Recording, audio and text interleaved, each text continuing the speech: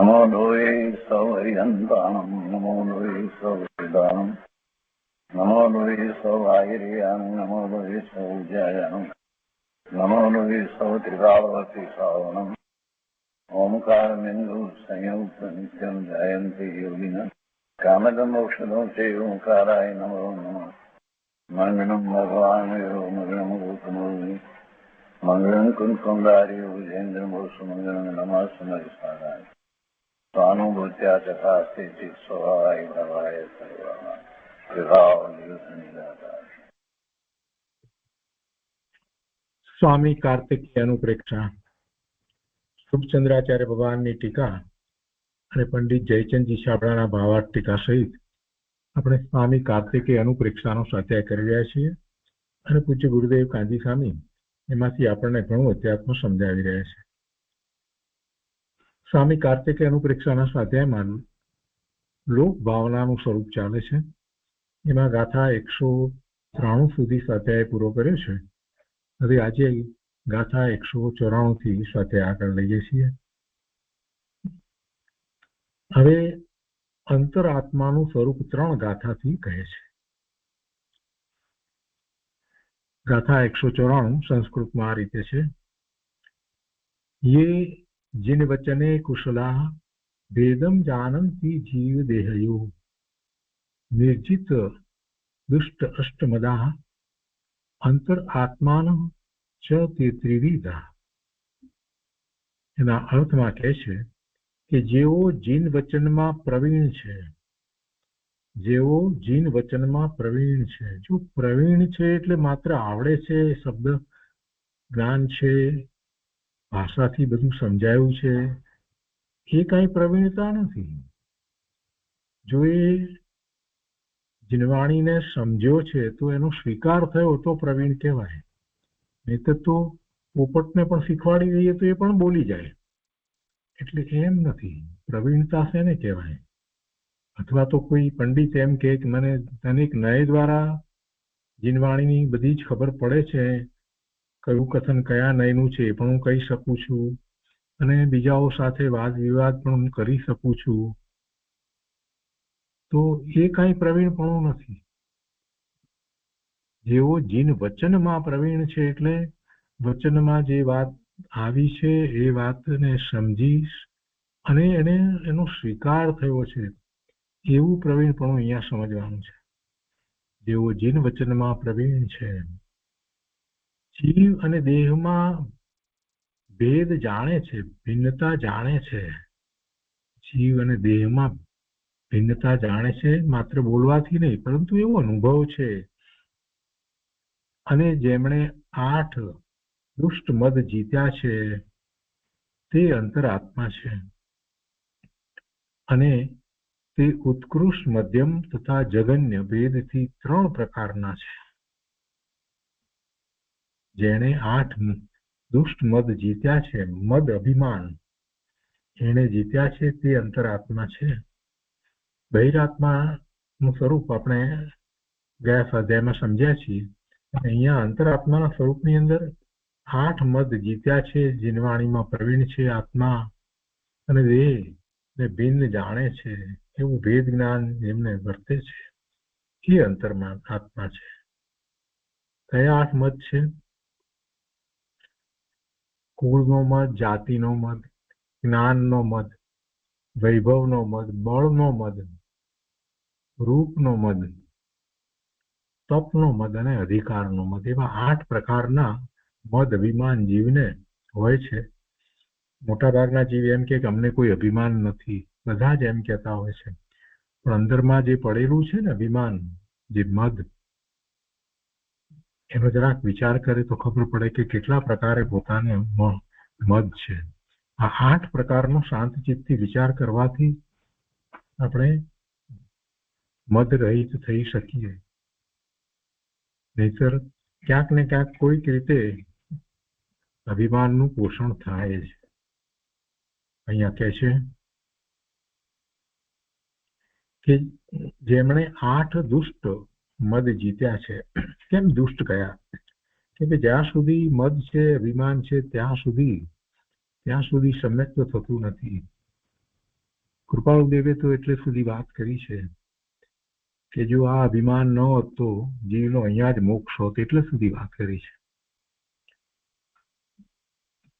છે કે જેમણે 8 દુષ્મત જીત્યા છે, અને એ જીતે છે કેવી રીતે? જીન વચનમાં પ્રવીણ છે, એટલે જીન વચન સમજી સ્વીકારી એવું શ્રદ્ધાન કરી અને ભેદ જ્ઞાન જેને કર્યું છે એને પછી એ મદ રહેતા નથી, અને તે અંતરાત્મા છે. અને તે ઉત્કૃષ્ટ, મધ્યમ તથા જગન્ય ભેદથી 3 પ્રકારના છે.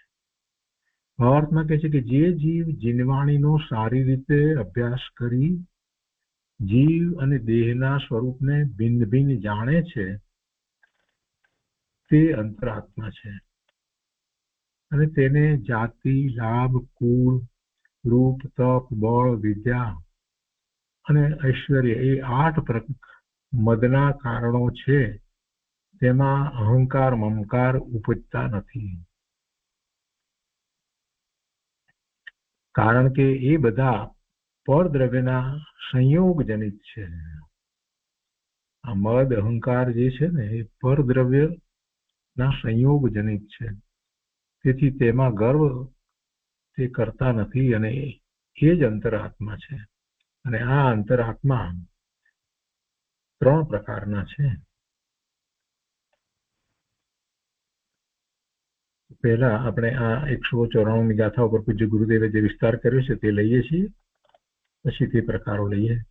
ગુરુદેવ અહીંયા કહે છે કે જેને અંતરાત્મપણું પ્રગટે તેને વિતરાગી જીન વચનનો જ મહિમા હોય, એ જ એને નિમિત્ત હોય. જેને અંતરાત્મપણું પ્રગટે તેને વિતરાગી જીન વચનો જ નિમિત્ત હોય, બીજું નિમિત્ત ન હોય. માટે કહ્યું કે અંતરાત્મા જીવ જીન વચનમાં પ્રવીણ હોય છે. જીન વચનમાં જે ભાવ કયો છે તેવા ભાવમાં તે પ્રવીણ છે. બહુ સ્પષ્ટ કર્યું છે ગુરુદેવે તો. જીન વચનમાં પ્રવીણ એટલે જીન વચનમાં જે ભાવ કયો છે, ભગવાનની વાણીમાં જે ભાવ કહેવામાં આવ્યો છે, એ ભાવ પોતાનો કેવો ભાવ, આત્માનો કેવો ભાવ, જીવનો કેવો ભાવ હોય, એને જીનેશ્વર ભગવાને પ્રકાશ્યો છે. અને એ ભાવને સમજી સ્વીકારી અને એવા ભાવે જે થાય છે એ ભાવમાં પ્રવીણ છે, તો એ જીન વચનમાં પ્રવીણ છે એમ કહેવાય છે. વળી ગુરુદેવ આગળ કહે છે કે બધા થઈને એક આત્મા છે એમ માનતો હોય તેવી જીવને અંતરાત્મ દશા હોઈ શકે નહીં. કોઈ જીવને અંતરાત્મા કહીએ તો એને પછી આ વાત ન હોય કે બધા થઈને એક આત્મા છે. એ વેદાંતની માન્યતા છે, અન્ય મતની માન્યતા છે. એવી દશા અંતરાત્માની હોઈ શકે નહીં. જીન વચનમાં કયા પ્રમાણે દેહ ભિન્ન કેવળ ચૈતન્યનું ભાન જ્ઞાન જેને વર્તે છે, દેહ ભિન્ન કેવળ ચૈતન્યનું જ્ઞાન જેને વર્તે છે તેવા જીવને અંતરાત્મ દશા હોય છે. દેહથી પોતે ભિન્ન પડી ગયો છે, પોતે ચૈતન્ય મૂર્તિ ભગવાન આત્મા છે એવી અનુભૂતિ થઈ છે, એટલે એનું જ્ઞાન ભાન, એનું જ્ઞાન દર્શન એને વર્તે છે, અને પછી એવી જ શ્રદ્ધા છે, એ અંતરાત્મા છે. તેવા જીવને અંતરાત્મ દશા હોય છે. તેને દેહથી ભિન્ન ચૈતન્ય સ્વભાવની દ્રઢતા હોય છે.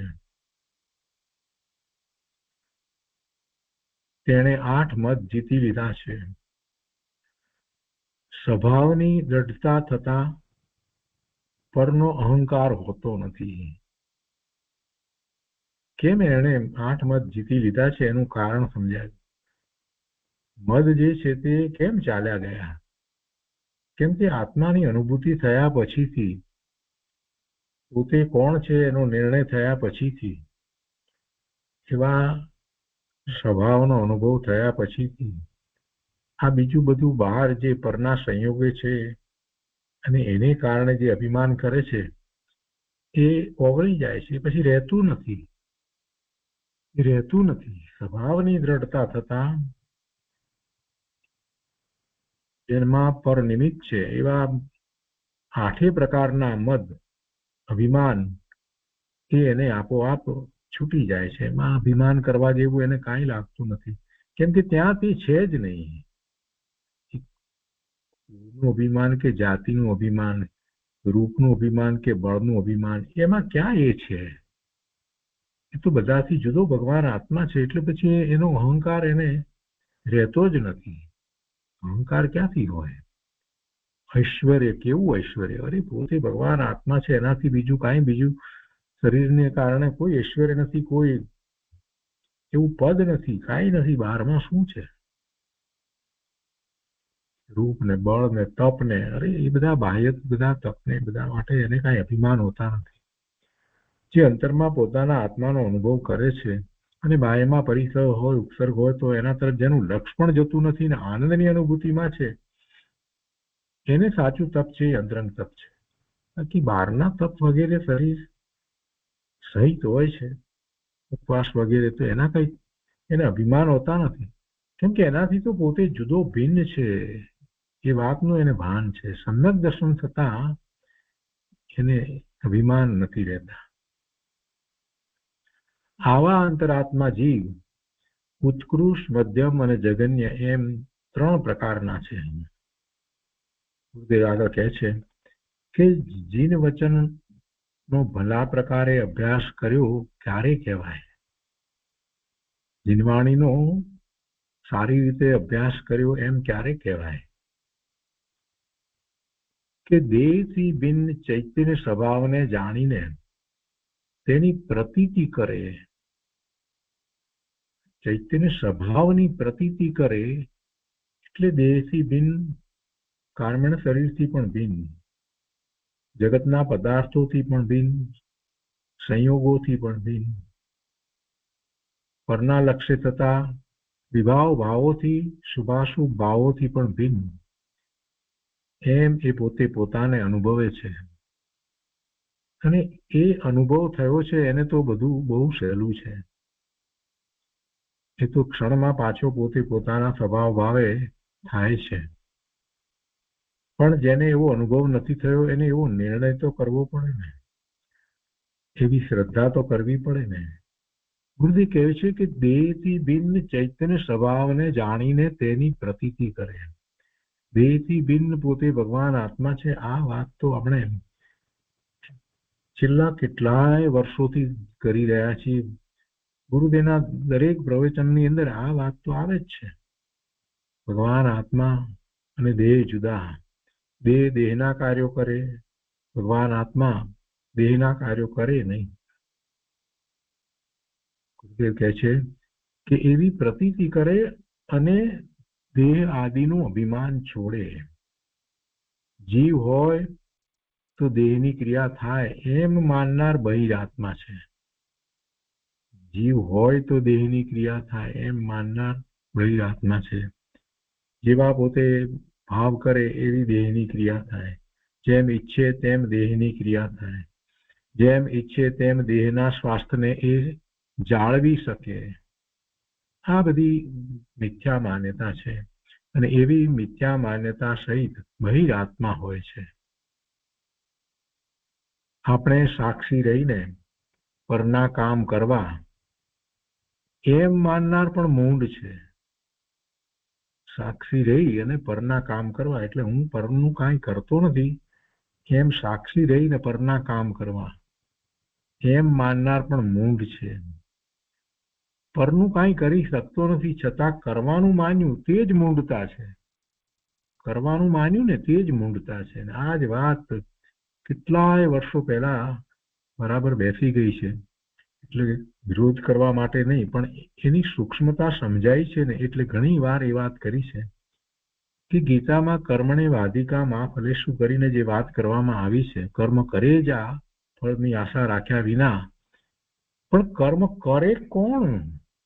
કર્મ કરે જા, ફળની આશા ન રાખ, બરાબર છે, ફળની આશા તો નથી રાખવી, પણ કર્મ કરે એ કરવાપણાનું. અહીંયા તો કહે છે કે કરવાપણું જેણે માન્યું છે એ મૂંડ છે. પરનું કાંઈ કરી શકતો નથી છતાં કરવાનું માન્યું તે જ મૂંડતા છે. અને એટલે જ ત્યાં સાક્ષી ભાવ આ રીતે કહેવામાં આવ્યો છે કે પરના કામ કરવા, ફળની આશા રાખવી નહીં અને સાક્ષી ભાવે કરવા, બસ તો બરાબર છે. પણ ગુરુદેવ કહે છે કે ભાઈ એમાંય તું કરી શકે છે એ વાત તો રહી ને, છેવટે કરવા એટલે તું કરી શકે છે એ વાત તો રહી ને, પરનું હું કરી શકે છે એ તો મિથ્યાત્વ છે. બહુ શાંતિથી સૂક્ષ્મ વાતને પકડવાની છે, સમજવાની છે. રોજ બોલીએ છીએ, પણ ગુરુદેવ જે કહેવા માંગે છે કે અંદરમાં એમ છે ને કે પરનું કરી શકે છે. ઘણા એમ બોલે કે આપણે કોઈ પણ જાતની અપેક્ષા રાખ્યા વિના, નિસ્પૃહ ભાવે, કોઈ પણ જાતની સ્પૃહા ઈચ્છા રાખ્યા વિના, ફળની આશા રાખ્યા વિના, માત્ર કરુણાથી, અનુકંપાથી બીજાના કામો કરવા, બીજાને મદદ કરવી, આ કરવાની વાત જે છે એમાં ગુરુદેવ એક વાત આપણને સમજાવે છે કે ભાઈ તને અંદરમાં એમ તો છે ને કે તું કરી શકે છે, સારા કામો પણ તું કરી શકે છે, જેને તું સારા માને છે એ તું કરી શકે છે. જૈન દર્શનમાં દિનેશ્વર ભગવાન કહે છે કે ભગવાન આત્મા પરના કાર્ય કરી શકતો નથી, અને એવો સ્વીકાર થાય અને પછી જે કાર્ય થતા હોય તે થયા જ કરે છે, અને એમાં કરતા પણ પોતાનું સ્થાપતો નથી. વાત ઉપરથી પકડી અને પછી નીચે સમજવાની છે. ઉપરથી વાત એમ પકડાય છે કે હું ભગવાન આત્મા અને એ સિવાય બીજા બધા મારાથી જુદા ભિન્ન છે. હવે જ્યારે કાર્ય થાય છે તો પછી એ કાર્યો એના કારણે થાય છે. દરેક દ્રવ્ય પોતે પોતાનું પરિણમન કરે છે. કેટલાય અસંખ્ય દ્રવ્યો એક સાથે પરિણમી રહ્યા છે, એમાં વચ્ચે ક્યાંક હું ઊભો છું, મારું એમાંનું કોઈ કાર્ય નથી, અને છતાં હું એમ કહું કે આ કાર્ય કર્યું, તો એ તો જીનેશ્વર ભગવાને જેમ કહ્યું છે એના કરતા વિરુદ્ધ ભાવ થયો. આ તો સમજવાનું છે. હજી કેટલાય લોકો જૈનો એ દલીલ કરે છે કે ના, પણ આપણે એમ મનમાં રાખતા જ નથી કે મેં કર્યું. પણ તો કરવું જ કરી શકે છે એ અહીંયા તો સવાલ છે કે તું કરી શકે છે. બહુ શાંત ચિત્તથી અડધો કલાક વિચાર કરવાનો છે કે હું કરી શકું છું. કરતા પણ ત્યાં સુધી ટળશે નહીં, અને કરતા પણ જ્યાં સુધી ટળે નહીં ત્યાં સુધી જીવનો ઉપયોગ સ્વ તરફ વળે નહીં. ગુરુદેવ કાંઈ અમસ્તી આ બધી વાત નથી કરતા, બહુ ગંભીર વાત છે. જ્યારે વિચાર કરીએ છીએ કે આટલી બધી વાર કેમ ગુરુદેવે આ વાત કરી હશે. પરનું કાંઈ કરી શકતો નથી છતાં કરવાનું માન્યું તે જ મૂંગતા છે. થાય છે એમાં કરવાની વાત ક્યાં છે? જગત આખું પરિણમે છે, જગત આખું પરિણમે છે, દરેક દ્રવ્ય પરિણમે છે, 6 પ્રકારના દ્રવ્યો પરિણમે છે તો પરિણમે છે. ગુરુદેવ કહે છે કે જેને ભિન્ન ચિદાનંદ આત્માની અસ્થિનું ભાન થયું, તે જાતિ કુળ વગેરેનો પોતામાં અભાવ માને છે. એ બધું મારામાં કઈ છે જ નહીં, એ બધું કાંઈ મારામાં નથી.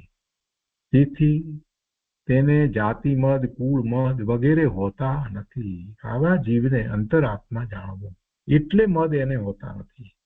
આ બધા મત કયા ને, અધિકાર મદ કે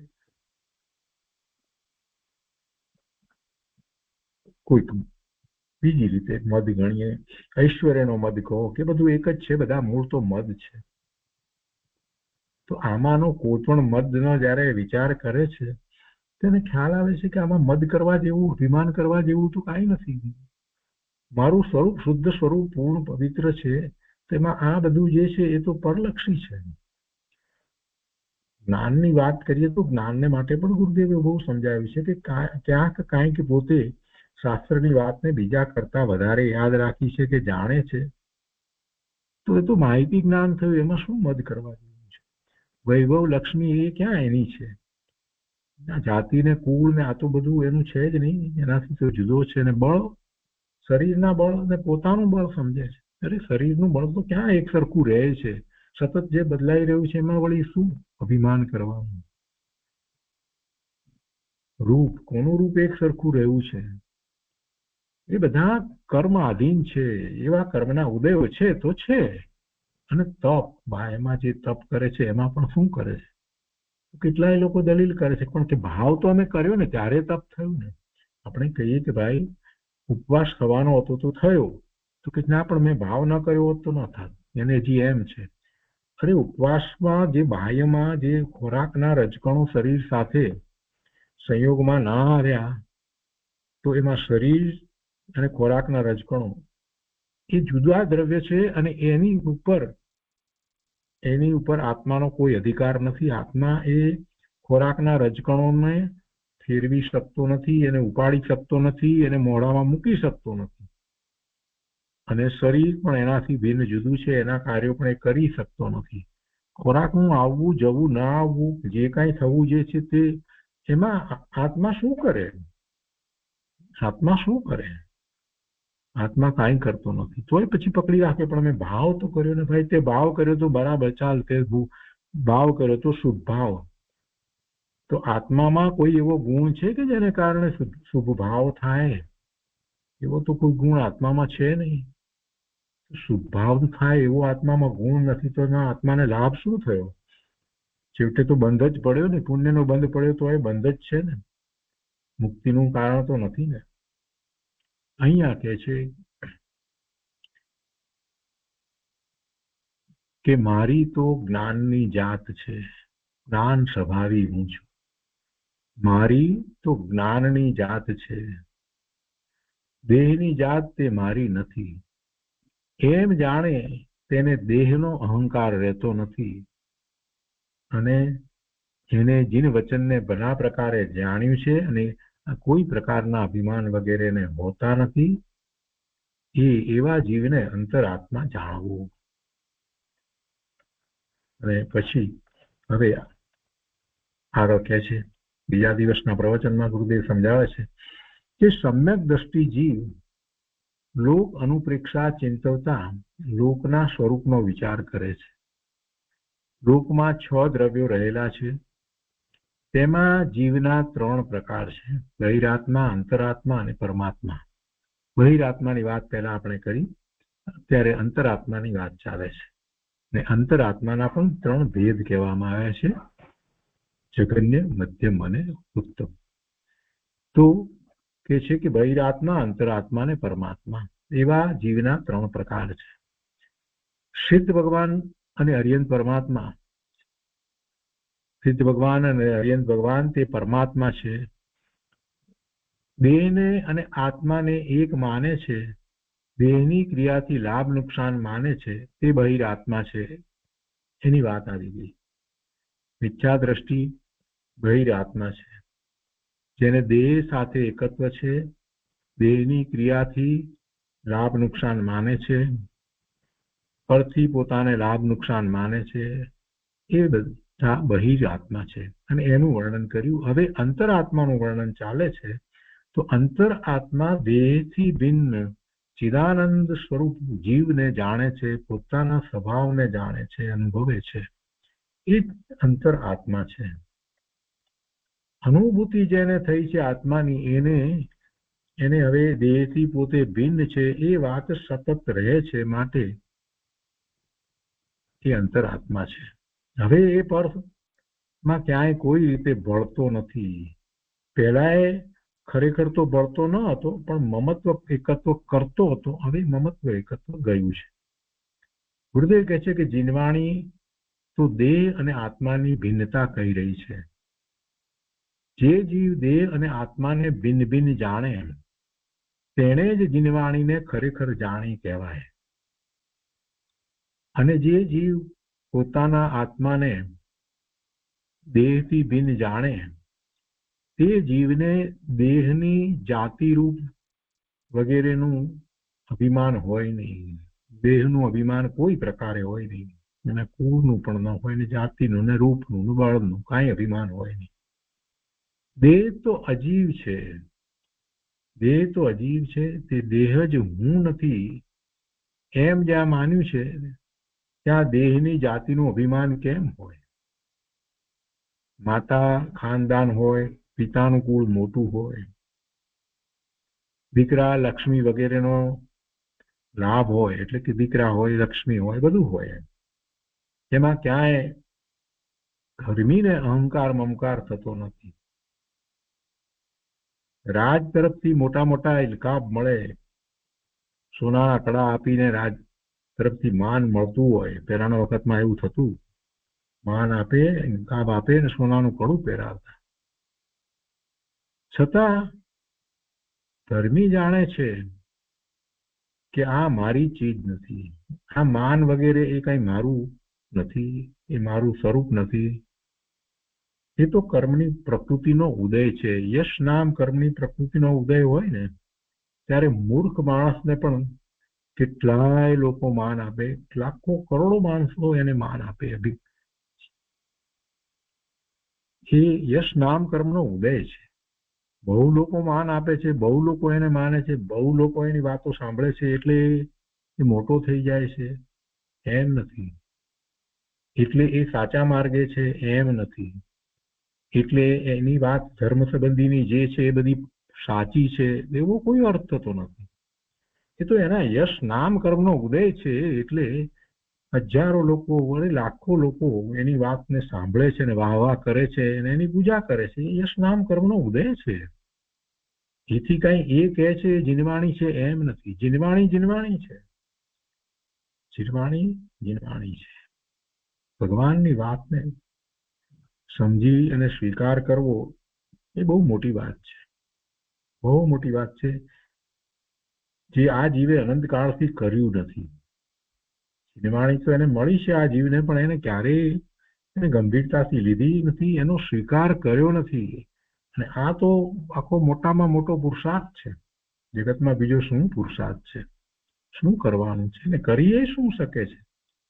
આ જીવ કરીએ શું શકે છે? જીનવાણી સમજી એનો સ્વીકાર કરવો એ સિવાય બીજું કાંઈ કરવા યોગ્ય નથી. બાકી બધું થાય છે અને જોયા કરે છે. અહીંયા કે છે કે એવા માન મળતા હોય, બધું થતું હોય, છતાં ધર્મી જાણે છે કે આ મારી ચીજ નથી. હું તો ચિદાનંદ આત્મા છું, હું તો ભગવાન આત્મા છું, જ્ઞાન આનંદ સ્વરૂપ છું. ગર્ભ શ્રીમંત કુળમાં જન્મ્યો તે તો દેહ છે. આત્મા તો ચૈતન્ય લક્ષ્મીનો ધણી છે, એનું તો ચૈતન્ય સ્વરૂપ છે. અને એવું જ એને ભાન છે તે અંતર આત્માને દેહનું અભિમાન હોતું નથી.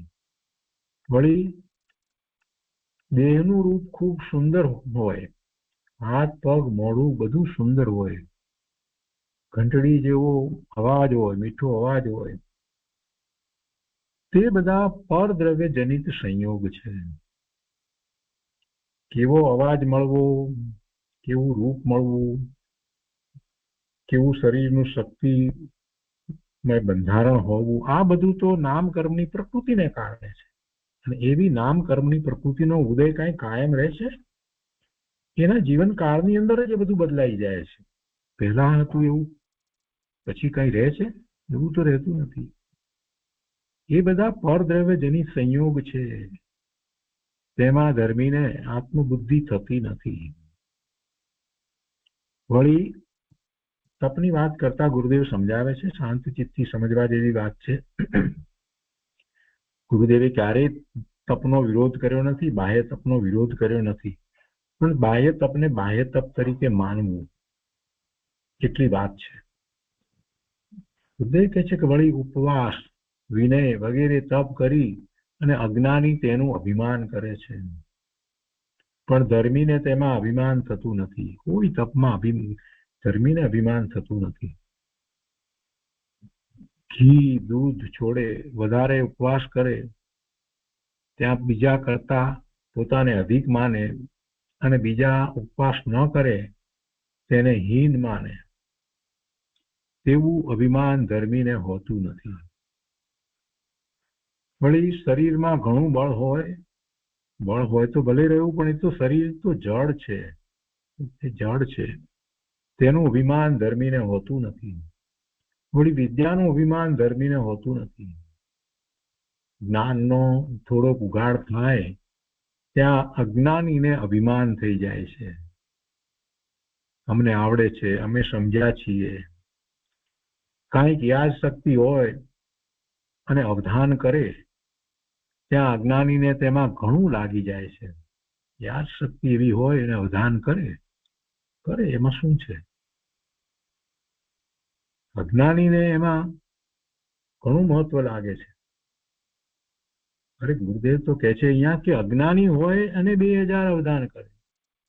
જો ગુરુદેવે અજ્ઞાની કોને કહ્યું? આટલા અવધાન કરે છતાંય અજ્ઞાની હોય. કેમ અજ્ઞાની કહ્યો? જેને આત્માની અનુભૂતિ નથી થઈ એ અજ્ઞાની છે. ભલે ને 2000 અવધાન કરે તો શું છે?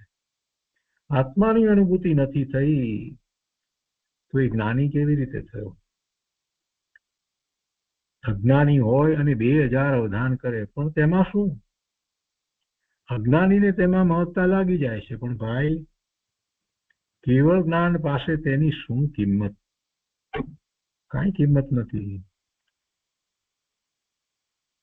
અરે સમ્યક દર્શનની પાસે પણ એની કાંઈ કિંમત નથી. સમ્યક દ્રષ્ટિને ભલે ને યાદ બહુ ન રહેતું હોય, પણ જેને આત્માને અનુભવ્યો છે અને દ્રષ્ટિ આત્મા તરફ રહે છે એની વાત જ જુદી છે. જેને કેવળ જ્ઞાન નથી પ્રગટ થયું પણ કેવળ જ્ઞાનનો અંશ પ્રગટ થયો છે એવા સમ્યક દ્રષ્ટિની તો શું વાત થાય? ગુરુદેવ કહે છે કે અખંડ ચૈતન્ય સ્વભાવને જેણે જાણ્યો છે તેને અલ્પ જ્ઞાનનું અભિમાન કેમ હોય? ન હોય, ન હોય. પૂર્ણ સ્વભાવને જેણે જાણ્યો નથી તેને અલ્પજ્ઞતામાં અભિમાન થાય છે. એક વખત આત્માની અનુભૂતિ કરે છે ને ત્યાં જેને પોતે કોણ છે, પોતાનો કેવો સ્વભાવ છે એનો ખ્યાલ આવે છે, એનું ભાન થાય છે, એનું જ્ઞાન થાય છે. ભલે કેવળ જ્ઞાન નથી થયું, ક્ષણ માત્ર માટે અનુભૂતિ થઈ છે, પણ એ ક્ષણનો અનુભવ જે છે એમાં અનંત ગુણનો અંશ પ્રગટ થઈ જાય છે. એટલે એને ખ્યાલ આવે છે કે ઓહો, આ અનંત ગુણનો સ્વામી હું ભગવાન આત્મા છું અને હું ક્યાંય બહાર તો પહોંચતોય નથી. અસંખ્ય પ્રદેશ પ્રમાણ એની અંદર અનંત ગુણ અને એ જ સત્તાને વિશે જ હું રહ્યો છું અને બધાથી હું જુદો છું, ભિન્ન છું. અને અનંત ગુણનો અંશ જ્યારે પ્રગટ થયો છે તો ખ્યાલ આવે છે કે કેવો પૂર્ણ સ્વભાવ છે. એવા પૂર્ણ સ્વભાવને જેને જાણ્યો નથી તેને અલ્પજ્ઞતામાં અભિમાન થાય છે. ગરમીને અધૂરા જ્ઞાનમાં અભિમાન થતું નથી. અહો, કેવળ જ્ઞાનની અનંતતા પાસે 4 જ્ઞાન પણ ઘણા અલ્પ છે. 4 જ્ઞાન પણ અલ્પ છે કેવળ જ્ઞાનની અનંતતાની પાસે તો. અને તેનું અભિમાન કરે તો પર્યાય બુદ્ધિ, મિથ્યા દ્રષ્ટિ થઈ જાય છે.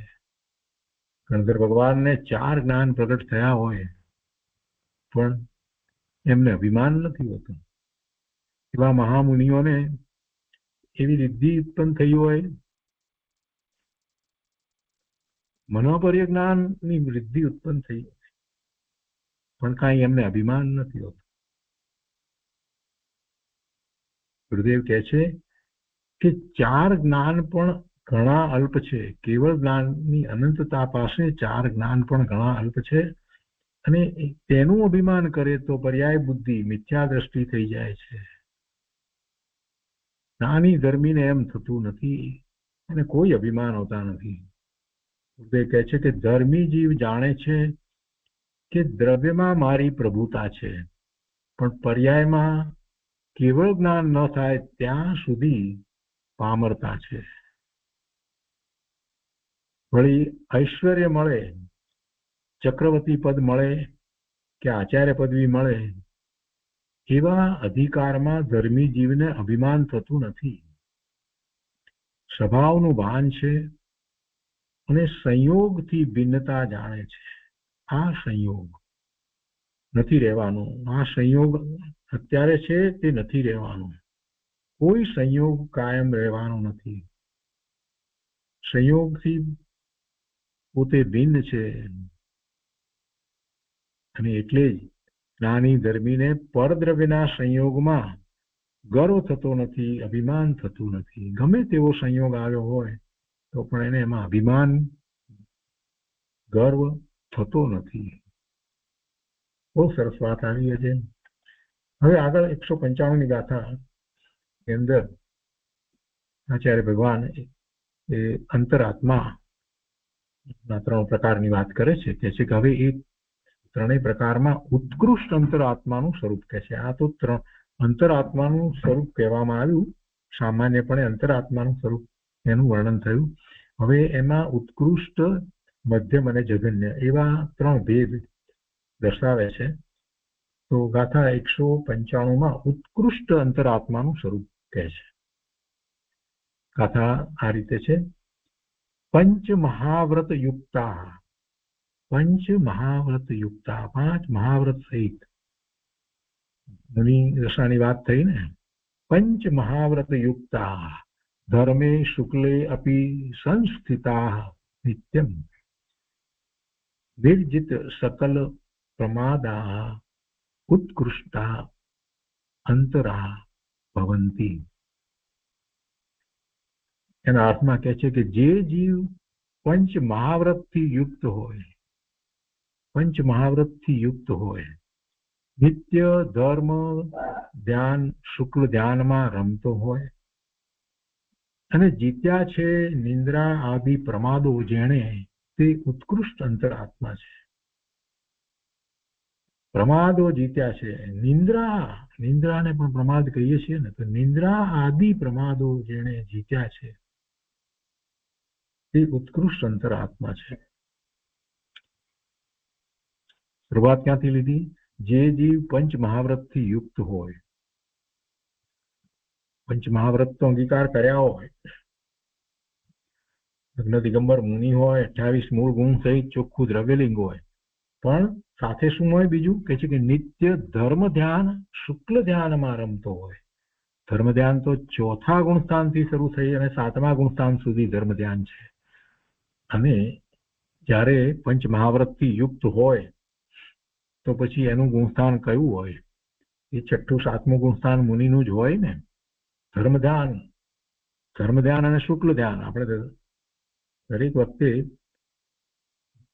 ધર્મ ધ્યાન આરાધનાના ક્લાસની અંદર વાત કરીએ છીએ ને કે ધર્મ ધ્યાન એટલે 4થા ગુણસ્થાનથી શરૂ કરીને 7મા ગુણસ્થાન સુધી ધર્મ ધ્યાન છે, અને 7માથી આગળ ઉપર પછી શુક્લ ધ્યાન છે.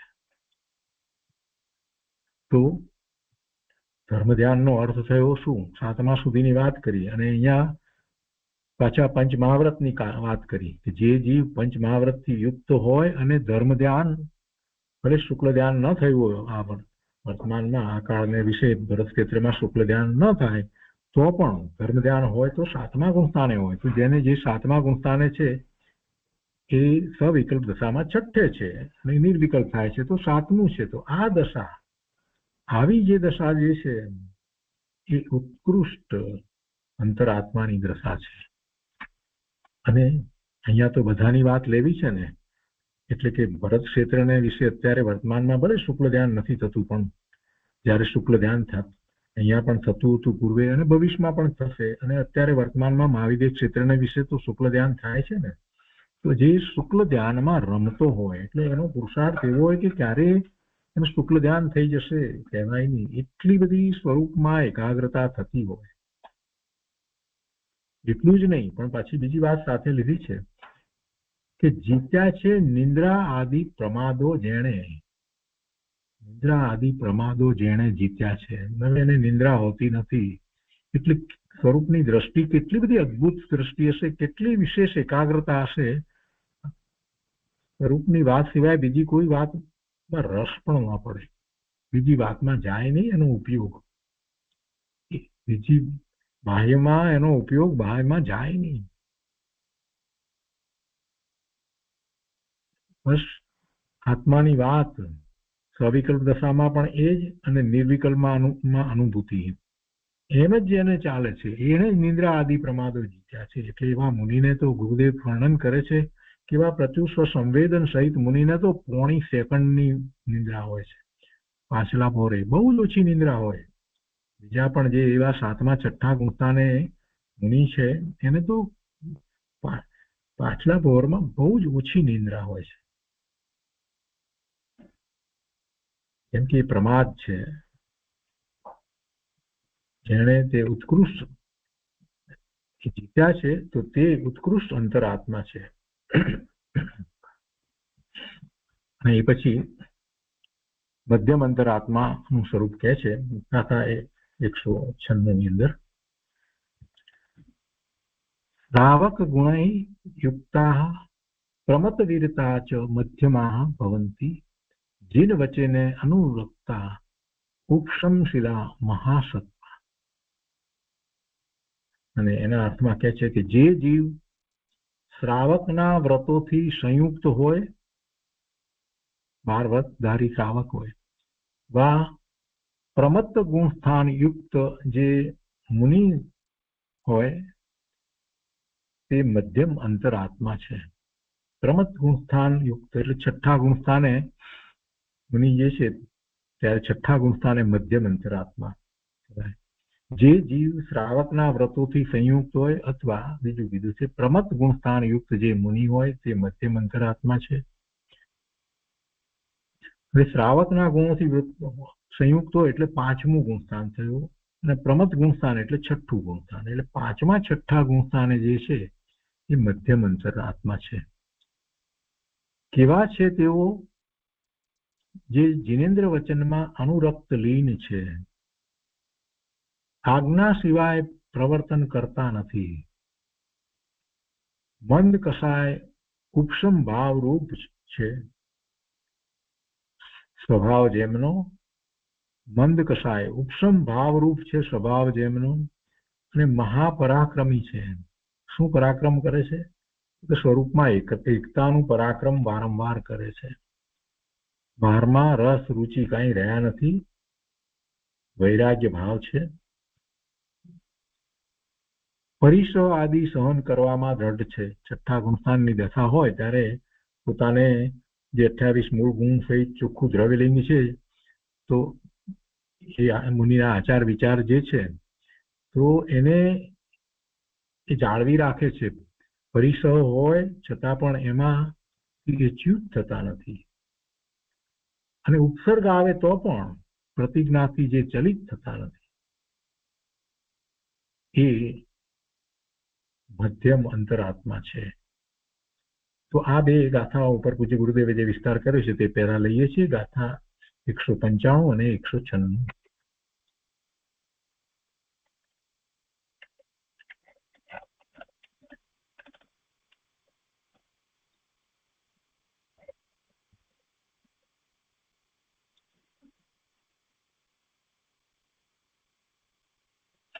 અહીંયા 195 પછી ઉપર જે વાત કરવામાં આવી, અહીં 7મા થી 12મા ગુણસ્થાન સુધી ઉત્કૃષ્ટ અંતરાત્મા છે એટલું કહ્યું છે. અને પછી આગળ કહે છે કે જો પંચમ ગુણસ્થાન વર્તી શ્રાવક તથા છઠ્ઠા ગુણસ્થાન વાળા મુનિની આ વાત છે. પેલા ઉત્કૃષ્ટ માટે ફક્ત ગુરુદેવે અહીંયા એટલું જ લીધું છે. અહીં 7મા થી 12મા ગુણસ્થાન સુધી ઉત્કૃષ્ટ અંતરાત્મા ગણ્યા છે. અને એની પહેલા જે છે 194 ગાથાનો વિસ્તાર છે એ આપણે કર્યો છે. તો અહીંયા કે છે 7મા ગુણસ્થાન થી 12મા ગુણસ્થાન સુધી ઉત્કૃષ્ટ અંતરાત્મા છે, મુનિ દશા છે. અને એમાં એ શ્રેણી ચડે છે એટલા માટે એ 12મા ગુણસ્થાન સુધીની વાત લીધી. અને હવે એ મધ્યમની વાત અહીંયા લે છે. ગુરુદેવ સમજાવે છે કે જો પંચમ ગુણસ્થાન વર્તી શ્રાવક તથા છઠ્ઠા ગુણસ્થાન વાળા મુનિની આ વાત છે કે તેઓ શ્રી જીન વચનમાં અનુરક્ત છે, વિતરાગના ચરણ કમળના ભક્ત છે, મહા ઉપશાંત મંદ કસાઈ છે. ઉપશમ ભાવ છે, ખૂબ ઉપશમ ભાવ છે, કસાયો મંદ છે, તથા મહાપરાક્રમી છે. નાતની, કુટુંબની કે બીજા સંયોગની ગમે તેવી પ્રતિકૂળતા આવે તો પણ મહાપરાક્રમ પૂર્વક સહન કરનાર છે. આ મહાપરાક્રમ છે. પુરુષાર્થમાં સિંહ જેવા છે. તે વિતરાગ માર્ગ સિવાય બીજા માર્ગને અનુસરે નહીં. શ્રાવક પણ મહાપરાક્રમી છે. ઉપશમ ભાવ તેમનો સ્વભાવ થઈ ગયો છે. એટલે કે સહજ શાંતિ અને મંદ કષાય વર્તે છે. આ પાંચમું ગુણસ્થાન છે. ભલે મુનિ દશા અંગીકાર નથી કરી, પણ 12 વ્રતની સાથે મહત્વનું તો એ છે કે એમની અંતરંગ દશા કેવી છે. એમને સતત ઉપસમ ભાવ વર્તે છે, એટલે સહજ શાંતિ અને મંદ કષાય વર્તે છે. શ્રાવકને કે મુનિને દુનિયાની દરકાર હોય નહીં. ધર્માત્માને સ્વભાવના અવલંબને એવું પરાક્રમ વર્તે છે કે ગમે તેવા ઉપસર્ગમાં પણ પ્રતિજ્ઞાથી ચલિત થતા નથી. 11 પ્રતિમાધારી શ્રાવક હોય છે. અને 7મા ગુણસ્થાનની વાત કરીએ, નગ્ન દિગંબર મુનિ દશા જ્યાં સુધી અંગીકાર નથી કરી અને ક્ષુલક છે તો પણ એ ગુણસ્થાન 5મું કહેવાય છે. એ ગુણસ્થાન 7મું ગુણસ્થાન નથી ને 7મું આવ્યા વિના 6ઠું હોતું નથી. એટલે 6ઠ્ઠા ગુણસ્થાનની અહીંયા જે વાત કરવામાં આવી છે એ 6ઠ્ઠે 7મે મુનિને 6ઠ્ઠે છે ત્યારે મધ્યમ કહેવામાં આવ્યું છે, 6ઠ્ઠા ગુણસ્થાન વાળા. કેમ કે 6ઠ્ઠું 7મા વિના તો આવતું નથી. પણ જે ક્ષુલક છે, જે નગ્ન દિગંબર મુનિ નથી થયા, કે ચેલક છે, કેલક છે, તો એમને પણ ગુણસ્થાન જેઓની અપેક્ષાથી જોવા જઈએ તો એમને 5મું ગુણસ્થાન કહેવાય છે. આરજીકાજી છે એમને પણ 5મું ગુણસ્થાન કહેવાય છે. કેમ કે 5માંથી 6ઠ્ઠે જવાતું નથી. બહુ શાંતિથી યાદ રાખવાની વસ્તુ છે. 7મું આવે અંતરંગ દશા એવી હોય અને એ વખતે એને બાહ્યમાં નગ્ન દિગંબર પણ હોય છે, અને પછી જયારે સ્વવિકલ્પ થાય છે તો એ ગુણસ્થાન 6ઠ્ઠું છે. આ વાત યાદ રાખવા જેવી છે. તો ધર્માત્માને સ્વભાવના અવલંબને એવું પરાક્રમ વર્તે છે કે ગમે તેવા ઉપસર્ગમાં પણ પ્રતિજ્ઞાથી ચલિત થતા નથી. અનુકૂળતાનો પરિસર આવે કે પ્રતિકૂળતા આવે, પણ તે ધર્માત્મા પોતાની પ્રતિજ્ઞાથી ચ્યુત થતા નથી. આવા મધ્યમ અંતર આત્મા છે. ઉત્કૃષ્ટ કોને ગયા? 7માંથી 12મા સુધી ઉત્કૃષ્ટ દશા કઈ છે. ઉત્કૃષ્ટમાં તો એ નિર્વિકલ્પ જ હોય. ઉત્કૃષ્ટની અંદર તો નિર્વિકલ્પ જ હોય. કેમ કે 7મા ગુણસ્થાનથી ઉપર તો બધું ધ્યાન જ છે. ધ્યાનમાં નિર્વિકલ્પ દશા જ છે. અને 12મા સુધી પહોંચે છે એટલે ક્ષપક શ્રેણી ચડે છે. એ ઉત્કૃષ્ટ કહેવામાં આવ્યું છે. એ ઉત્કૃષ્ટ અંતરાત્મા છે. અને આ મધ્યમ અંતરાત્મા વાત કરી.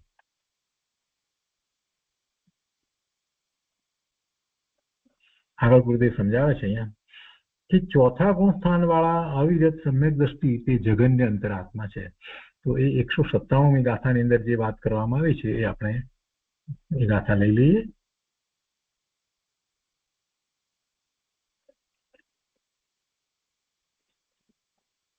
એમાં કહે છે કે હવે જગન્ય અંતરાત્માનું સ્વરૂપ કહે છે. ગાથા 197 એમાં કહે છે કે અવિરત સમ્યક દ્રષ્ટિ ભવંતી જગન્યા જીનેન્દ્ર પદ ભક્તા આત્માનમ નિંદતન ગુણ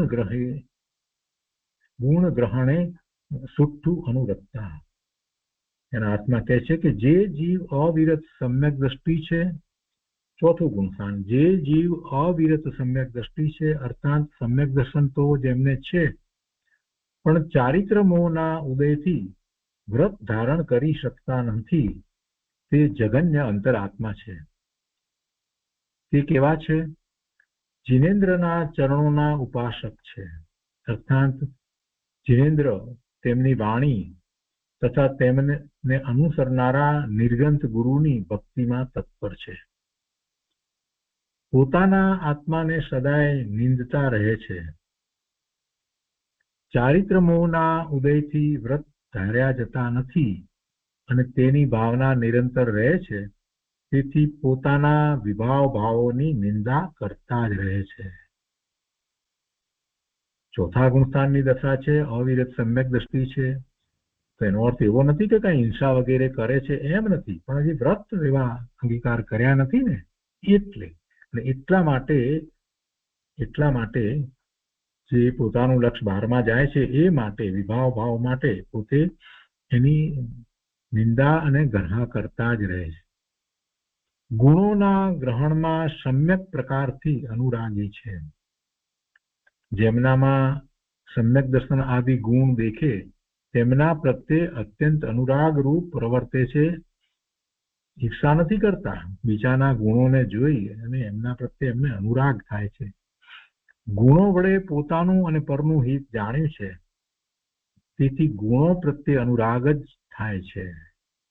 અને એ પ્રમાણે આ 3 પ્રકારના અંતરાત્મા કહ્યા અને તે ગુણસ્થાન અપેક્ષાએ જાણવા.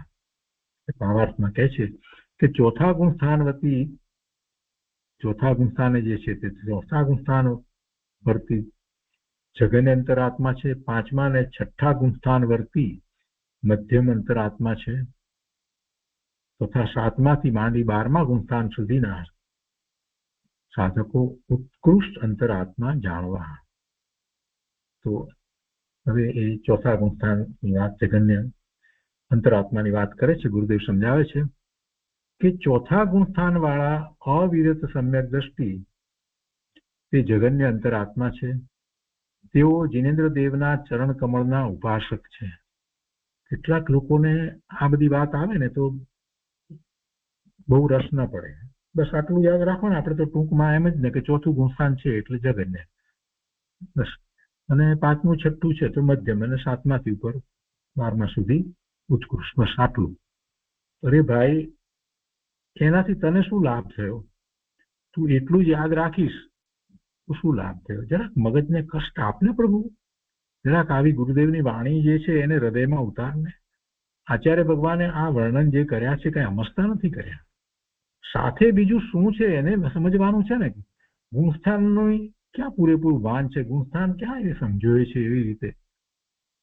તો ચોથું ગુણસ્થાન કોને કહેવાય અને એના સંબંધીની જે બીજી વાત કહેવામાં આવી છે એને સાથે ને સાથે અહીંયા કહેવાય છે જગન્ય અંતરાત્મા તરીકે. તો એ વાતને સમજવી જોઈએ ને. શું કહે છે ગુરુદેવ કે ચોથા ગુણસ્થાન વાળા અવિરત સમ્યક દ્રષ્ટિ એ જગન્ય અંતરાત્મા છે. હવે એ કેવા છે, શું છે, એ વાત મહત્વની તો છે આપણે માટે કે તેઓ જીનેન્દ્ર દેવના ચરણ કમળના ઉપાસક છે. એનો અર્થ કેટલો સુંદર કર્યો. જીનેન્દ્ર દેવના ચરણ કમળના ઉપાસક છે. અંતરમાં ચિદાનંદ ભગવાનની ઉપાસના અને બહારમાં વિતરાગ સર્વજ્ઞ પરમાત્માની ઉપાસના. અંતરમાં પોતાનો જ્ઞાન આનંદ સ્વભાવ છે એવા પોતાના ભગવાન આત્માની ઉપાસના અને બહારમાં વિતરાગ સર્વજ્ઞ પરમાત્માની ઉપાસના, પૂજા ભક્તિ કરે છે. અને એ સિવાય બીજાને સમ્યક દ્રષ્ટિ માને નહીં. શ્રી જીનેન્દ્ર દેવની વાણી તેમજ તેમની પરંપરામાં નિર્ગ્રંથ સંતોએ કહેલી વાણીની ભક્તિમાં તે તત્પર છે.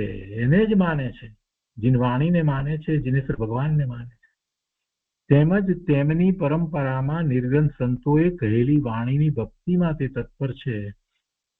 શ્રી કુંકુંદાચાર્ય, દર્શન આચાર્ય ભગવાન, અકલન આચાર્ય ભગવાન, સમંત ભદ્રાચાર્ય, અમૃતચંદ્રાચાર્ય વગેરે નિર્ગ્રંથ સંત પુરુષોની ભક્તિમાં સમ્યક દ્રષ્ટિ તત્પર છે. ભક્તિ એટલે શું? એમને જે શાસ્ત્ર દ્વારા જે કરુણા કરી અને વાત આપણને કહી છે, જે જીનવાણી આપણને એમના થકી પ્રાપ્ત થઈ છે, એને સમજી સ્વીકારી એનું મહાત્મ્ય લાવવું.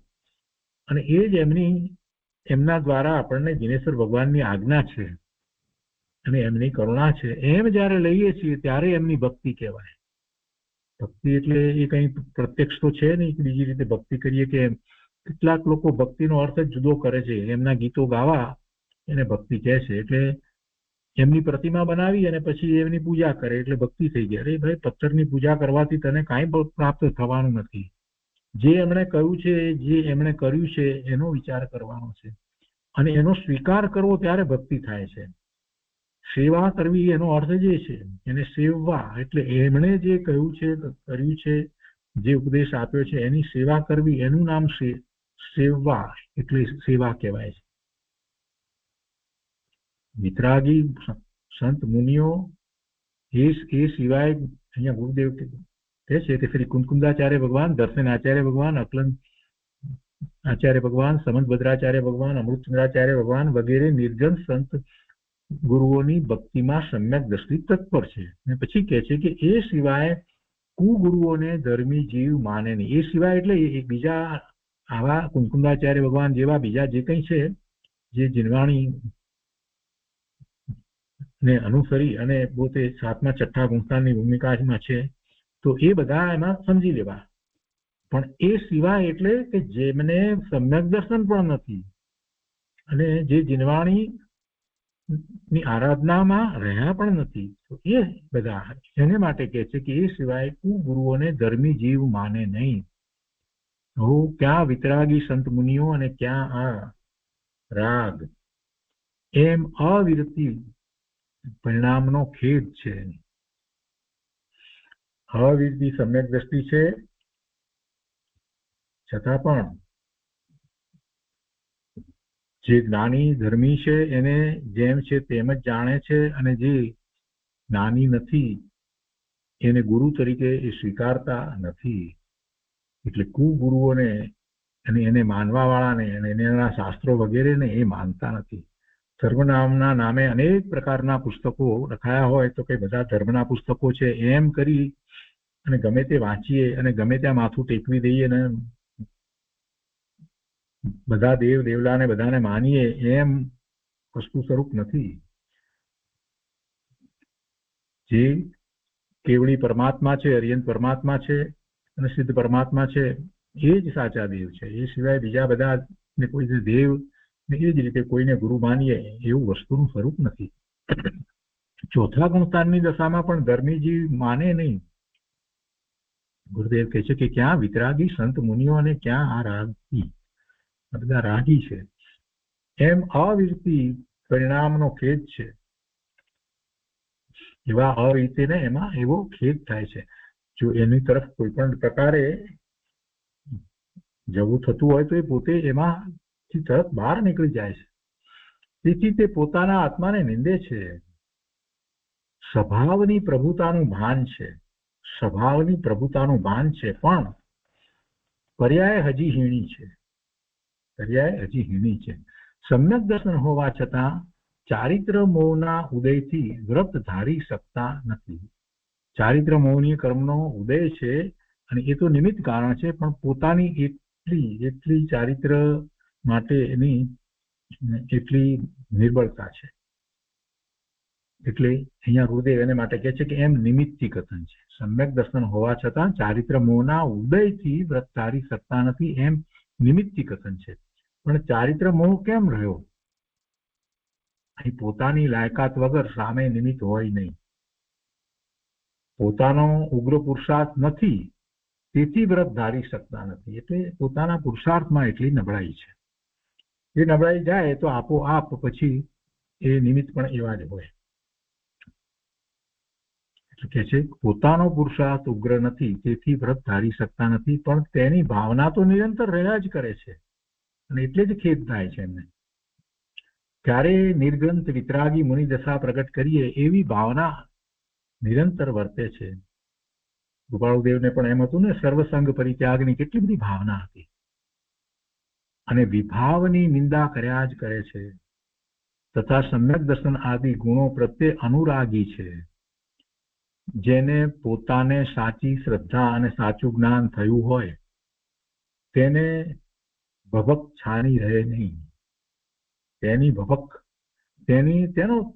તેના મુખ ઉપરથી જ આપણને ખ્યાલ આવે. અને એને અમુક એવા ગુણ હોય કે જે દ્વારા આપણે સમજી શકીએ કે આ સમ્યક દ્રષ્ટિ હશે.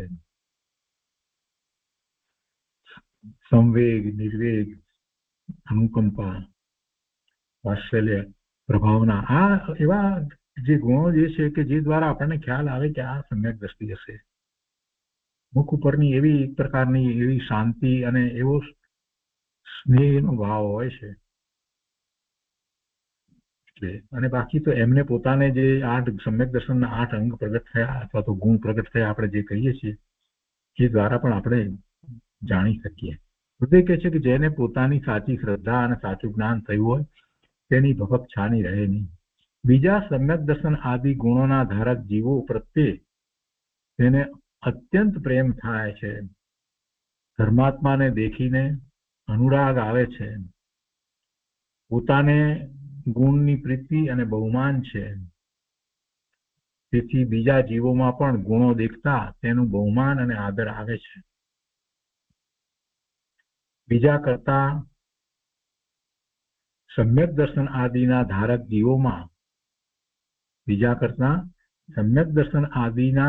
જીવોમાં તેને આતરો પડી જાય છે. એટલે બીજા અને આ સમ્યક દર્શન જેમણે ધારણ કર્યું છે, જે સમ્યક દ્રષ્ટિ છે, એમાં એને જુદું ચોખ્ખું ભેદ દેખાય છે, એમ આંતરો પડી જાય છે.